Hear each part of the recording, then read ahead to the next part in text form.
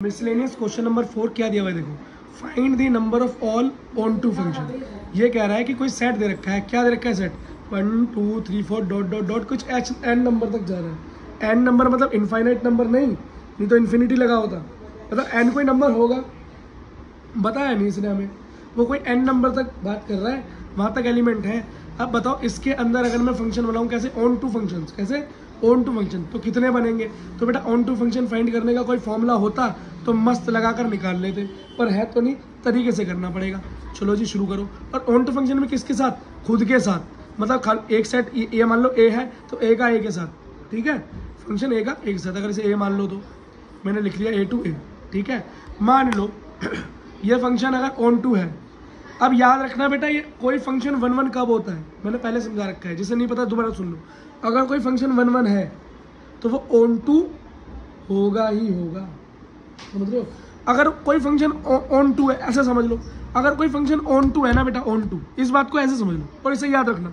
अगर तुमने किसी फंक्शन को ऑन टू प्रूव कर दिया तो शर्त लगा लो कि वो 1 1 तो होगा ही होगा, ठीक है। अगला देखो, function is defined as a function set A F is on A must be 1 1। देखो क्यों मैंने इसे ऑन टू प्रूव कर दिया, इसलिए क्यों बेटा, इसका खुद के साथ ही रिलेशन हो रहा है ना। फंक्शन तो कुछ भी दे ही नहीं रखा, बस फंक्शन ही बोल रहा है ए से ए फंक्शन है, ए से ए फंक्शन है, तो मैं ये मान के चलता हूँ भैया पहले एलिमेंट का पहले एलिमेंट से दूसरे का दूसरे का तीसरे का तीसरे, चौथे का चौथा, और एन का एन से होगा, क्योंकि इसके अंदर बीच में कोई फंक्शन तो दे नहीं रखा कि एफ एक्स बराबर ये कोई फंक्शन है, वैल्यू पुट करके कुछ निकालो, कुछ नहीं बोल रखा, बस बोला खुद से ही रिलेशन है।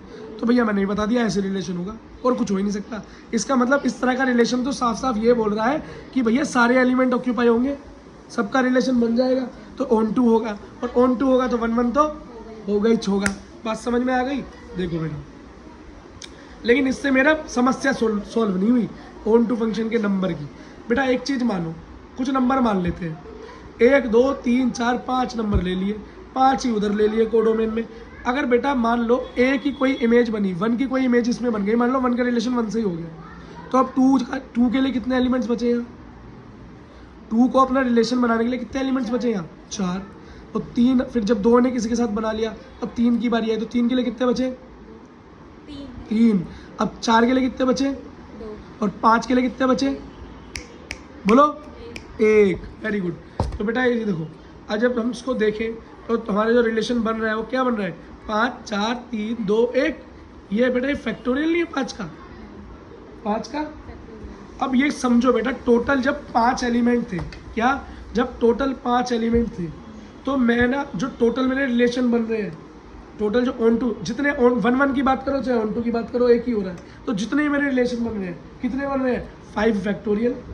अगर यहाँ पर बेटे एन नंबर निकाल दूंगा तो इसका आंसर क्या हो जाएगा एन फैक्टोरियल। बात खत्म, यही इसका आंसर है। देखो मैंने कुछ नहीं किया है बेटे, नंबर एन लगा दिया यहाँ पे, और मैं यही समझा रहा हूँ कि अगर इसकी इमेज प्री इमेज ए में बन रही है 1, तो एलिमेंट बचे एन, उसके बाद n-1 n-2 n-3, यही तो होता था फैक्टोरियल। तो क्या बोल सकता हूँ कि भैया number of 1 onto set जो बनेंगे, जो रिलेशन बनेंगे क्या होंगे n फैक्टोरियल। खेल खत्म, क्वेश्चन खत्म।